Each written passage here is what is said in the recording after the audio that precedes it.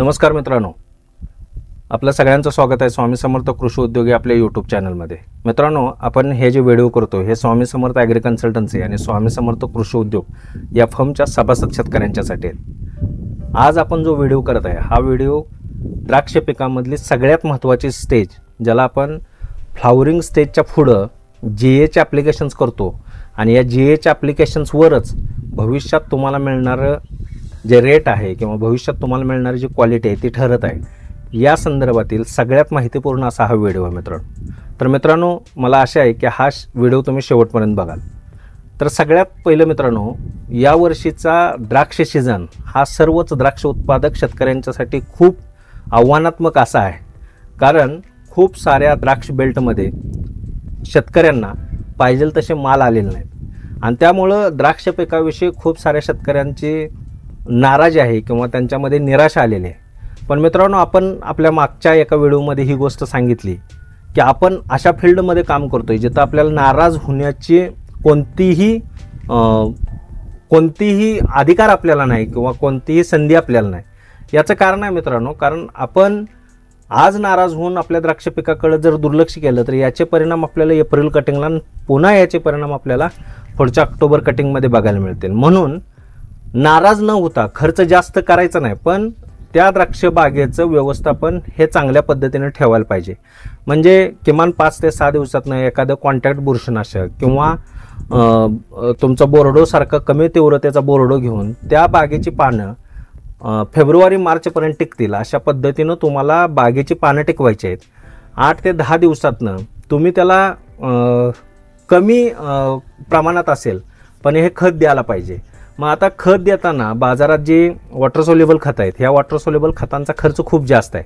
मग याच्यासाठी घरच्या घरी तुम्ही एखादं युरियाचं पोतं घ्या, फॉस्फरिक ॲसिडचं एखादं कॅन घ्या आणि जमिनीत टाकायचं 0050चं एखादं पोतं घ्या आणि याच्यामधून तुम्ही प्रत्येक 8 दिवसाला युरिया साधारणपणे 4 ते 5 किलो, फॉस्फरिक ॲसिड 1.5 ते 2 किलो आणि 0050 4 ते 5 किलो हे ॲप्लिकेशन जर तुम्ही प्रत्येक 10 दिवसाला देत गेलात तरीसुद्धा तुमच्या बागेला जे नायट्रोजन, फॉस्फरस आणि पोटॅश हे अन्नद्रव्य जे मिळायला पाहिजेत ते मिळत राहतील आणि याच्या माध्यमातून माल नसताना तशी पण झाडाची जी न्यूट्रिशनची गरज आहे ही कमी प्रमाणात असेल ती भागवली जाईल आणि ज्यामुळं तुमची झाडं ही भविष्यातल्या सीझनसाठी ट्रेसमध्ये जाणार नाही। आता वळूया आपल्या मुख्य मुद्द्याकडं। मागच्या व्हिडिओमध्ये जसं आपण सांगितलं की यावर्षी द्राक्ष बागेमध्ये ज्या स्टेजेस आहेत ह्या खूप लेट आहेत। म्हणजे याच्या अगोदर आपण सगळेच द्राक्ष बागायतदार हे 42-43व्या दिवशी सेटिंगचा जीए घेत होते, पण यावर्षी अचानक आपल्याकडे जी पडलेली थंडी होती या थंडीमुळे 2 समस्या निर्माण झाल्यात मित्रांनो। त्यामधली सगळ्यात महत्त्वाची एक समस्या आहे ती म्हणजे स्टेजेस एकसारख्या येत नाहीत आणि दुसरी आहे की पानामध्ये काही ठिकाणी घडाच्या खालचं 3रं 4थं पान, 2रं 3रं 4थं पान ही 2-3 पानामध्ये क्लोरोफिल कमी असल्यागत पानावर पिवळे डाग दिसत आहेत। तर हे अतिरिक्त वाढलेल्या थंडीचा त्या द्राक्षवेलीवर झालेला परिणाम आहे। समजा जसं दिवस चांगले येतील त्या पद्धतीनं ही गोष्ट घडल की तुमच्या पानामधलं क्लोरोफिल वाढेल आणि तिथं काळोखी येईल। तर आता जीएचे ॲप्लिकेशन्स करत असताना सगळ्यात महत्त्वाचं मित्रांनो समजून घ्या की आपण यापूर्वी जसं 42-43व्या दिवशी सेटिंगचा जीए देत होतो तशी परिस्थिती यावर्षी नाही। आपण फ्लावरिंगमधले जीए टाकत असताना मागच्या व्हिडिओमध्ये आपण जसं सांगितलं की यावर्षी 1 दिवस आड असे फ्लावरिंगचे जीए न टाकता त्याच्यामध्ये 2 ते 3 दिवसाचं अंतर ठेवायला पाहिजे आणि 2 ते 3 दिवसाचं अंतर ठेवून जोपर्यंत तुमच्या बागेमध्ये शेवटचा घड हा मण्यात जात नाही किंवा त्याचा मणी गव्हाच्या साईजचा होत नाही तोपर्यंत तुम्ही त्या जीएचे ॲप्लिकेशन्स करायला पाहिजेत।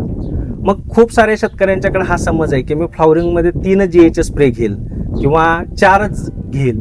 तर तुम्ही घेत असलेले जीएचे स्प्रे हे तुमच्या मोजण्यावर अवलंबून नाही, त्याच्या संख्येवर अवलंबून नाही, तर ते तुमच्या बागेच्या स्टेजला कधीपर्यंत तिथं घेऊन जाते या परिस्थितीवर अवलंबून आहे। म्हणजे समजून चाला की तुमच्या बागेतला फ्लावरिंगचा शेवटचा घड जोपर्यंत सेटिंगमध्ये म्हणजे मण्यामध्ये जात नाही आणि त्या मण्याची साईज गव्हा एवढी होत नाही तोपर्यंत तुम्हाला जीए देत राहायचं आहे। मग खूप साऱ्या शेतकऱ्यांना असं वाटेल की मग पुढं असलेल्या घडासाठी काय, तर त्याचसाठी मित्रांनो आपण प्रत्येक 3 दिवसाला GA देतो, जो 20 ppmचा असेल, 15 ppmचा असेल. आणि याच्यामधून आपण काय देतोय, तर झिंक देतोय, कॅल्शियम देतोय आणि बोरॉन देतोय, ज्याच्यामुळं त्या मण्याच्या सेल इलॉंगेशनसाठी, त्याच्या सेल मल्टिप्लिकेशनसाठी जितका GA ज्यावेळी मिळायला पाहिजे तो GA त्याला मिळत राहील, त्याच्याबरोबर जे न्यूट्रिएंट त्याला ज्यावेळी मिळायला पाहिजे ते न्यूट्रिएंट त्याला मिळत राहील. आणि त्या मण्याचा विकास अजिबात थांबणार नाही. पण पाठीमागचा मनी जोपर्यंत तिथं पोचत नाही तोपर्यंत त्याला मोठा GA दिला जरी नाही तरी त्याचं कुपोषण होणार नाही. आणि अशा पद्धतीनं ज्या दिवशी जसं आपण सांगितलं की 43ला 15 ते 20 ppm, 47ला 15 ते 20 ppm आणि 49व्या दिवशी किंवा 50व्या दिवशी, हे कंडिशनवर डिपेंड आहे. तुमच्या भागात कसे वातावरण आहे त्याच्यावर ही गोष्ट अवलंबून आहे की तुमच्याकडे तो GAचा सेटिंगचा स्प्रे 49व्या दिवशी येऊ शकतो किंवा 50व्या दिवशी येऊ शकतो किंवा 51वा दिवसही होऊ शकतोय. पण ज्यावेळी बागेत तुम्हाला 90-95% घड हे 100% मण्यात गेलेत असं वाटतील, त्याच वेळी तुम्ही सेटिंगचा GA घ्यायचा आहे. आता सेटिंगचा GA घेत असताना आपण नेहमी ESS किंवा चिमाचा वापर करतो. आता हा चिमा किंवा ESSचा GA घेत असताना आपण वेळ संध्याकाळची निवडतो आणि या GAचा जो एकरी डोस आहे तो साधारणपणे सगळ्या व्हरायटीसाठी पहिला GA घेताना प्रति एकर 35 ते 40 ग्राम असा घेतला जातो. आता हे 35 ते 40 ग्राम घेत असताना मग याच्यामध्ये मण्याच्या लांबीसाठी खूप सारी मार्केटमध्ये बायोस्टिम्युलंट अवेलेबल आहेत. पण या बायोस्टिम्युलंटचा उपयोग करत असताना तुम्हाला खूप काळजीपूर्वक करावं लागणार आहे मित्रांनो, कारण यावर्षी द्राक्षाच्या वेलीवर जी घडांची संख्या असायला पाहिजे ती त्या पटीत नाही. आणि इथं एखादं चुकीचं PGR गेलं तर तुमच्या द्राक्ष मण्यांना 68 ते 70 दिवसाच्या दरम्यान खूप मोठ्या प्रमाणावर कोल्ड बर्निंग आणि सन बर्निंग होण्याची शक्यता आहे. आणि ते टाळण्यासाठी तुम्ही जे PGR वापरणार आहे याचा खूप काळजीपूर्वक उपयोग करा. कोणत्या PGRचं जर नाव मी घेतलं तर पुन्हा तीच गोष्ट होईल की मी काही गोष्टीचं प्रमोशन करतोय का. तर ज्या शेतकऱ्यांना ज्यांच्याकडे SSN असेल किंवा RK असेल किंवा अनिष्का असेल अशा ज्या व्हरायटी आहेत आणि ज्या शेतकऱ्यांनी याच्यापूर्वी कोल्ड बर्निंग आणि सन बर्निंग ही समस्या मोठ्या प्रमाणावर फेस केली आहे अशा शेतकऱ्यांनी मला फोन करा, मी तुम्हाला याच्यामध्ये कोणत्या पद्धतीनं आपण पुढे जायचं हे सांगतो.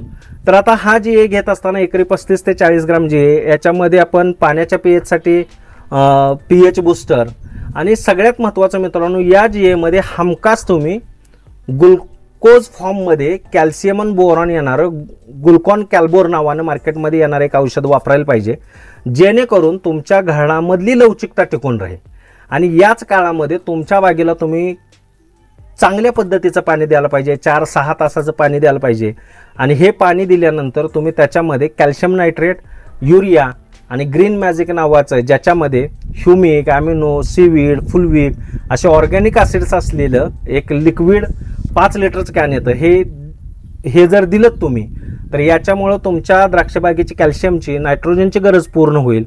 आणि ऑर्गॅनिक ॲसिड्समुळं ती दिलेली खतं चांगल्या पद्धतीने उचलली जातील, तुमच्या घडाचा लवचिकपणा चांगला टिकून राहील, तुमच्या मण्याला चांगली लांबी मिळेल, तुमच्या मण्यावर चांगल्या पद्धतीचं पोपटी एक ग्रीनरी तुम्हाला कलर चांगला दिसेल जो वाढीसाठी खूप गरजेचा आहे. आणि अशा पद्धतीनं हा पहिल्या GAचं ॲप्लिकेशन करत असताना हे संध्याकाळी किंवा त्या दिवशी काय करायचं या संदर्भात आहे. तर सगळ्यात महत्त्वाचं मित्रांनो, ज्या दिवशी तुम्ही GAचं ॲप्लिकेशन करणार आहे या GAच्या ॲप्लिकेशनच्या दिवशी सकाळी तुम्ही 30-10-10 सारखं मार्केटमध्ये मिळणारं खत हे प्रति एकर 200 ग्राम आणि त्याच्यासोबत झिंकोनिया नावाचं एक ग्लिसरीन बेस झिंक येतं, याचा प्रति लिटर 1 मिली पद्धतीनं डोस घेऊन सकाळी एक फवारणी जर घेतली आणि संध्याकाळी GAचं ॲप्लिकेशन केलं तर तुम्हाला खूप चांगले रिझल्ट ह्या GAचे मिळतील. याच्यामुळे तुमच्या मण्याला खूप चांगली लांबी मिळेल. आता या पुढच्या काळामध्ये तुम्ही एखाद दुसरा दिवस गॅप दिलात तरी चालेल. या पुढच्या काळामध्ये तुम्हाला सगळ्यात जास्त फोकस करायचा आहे तो मिलीबग्स आणि भुरीसाठी करायचा आहे. मग एक दिवस गॅप टाकून तुम्ही लुना आणि मोमेंटो एनर्जी सारख्या बुरशीनाशक प्लस कीटकनाशकाचा उपयोग करू शकता. त्यानंतर एक दिवस गॅप टाकून किंवा GAच्या 3ऱ्या दिवशी तुम्ही भविष्यातलं सन बर्निंग आणि कोल्ड बर्निंग होऊ नये यासाठी सिग्नेचर प्लस हे औषध आणि याच्यासोबत ग्लुकॉन कॅल्बोर याची फवारणी कंपल्सरी म्हणजे प्रत्येक जीएच्या नंतर आपल्याला ही फवारणी कोणत्याही परिस्थितीत घ्यायची आहे, जेणेकरून भविष्यात आपल्याला जी काय कोल्ड बर्निंग किंवा सन बर्निंग होणार आहे याच्यापासून संरक्षणासाठी किंवा याचा त्रास कमी व्हावा म्हणून ही फवारणी घ्यायची आहे.